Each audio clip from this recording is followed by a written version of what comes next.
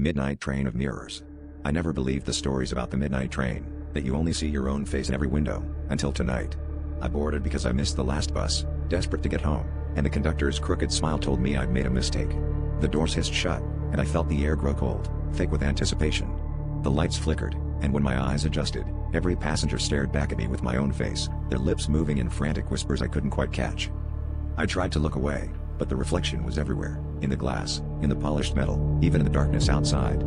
Each version of me hunched closer, their whispers growing clearer, threads of dread weaving through their words, snippets about drowning, about falling, about fire and teeth. Each secret felt like a memory I'd never had, but somehow remembered. My heartbeat matched the train's rhythm, thudding louder with every passing second. Panicking, I stumbled through the carriage, searching for anyone, anything, different. But the train seemed endless, the faces multiplying, the whispers overlapping, promising that my end was coming before we reached the last stop. My own voices began naming dates, places I'd never been, and ways I'd never imagined dying. One version of me stretched out a hand, icy fingers grazing my shoulder, and I realized her eyes weren't quite right, too wide, too hungry. The conductor reappeared, grinning wider than before, his own face now shifting into mine. "You can't leave until you know how it ends," he rasped.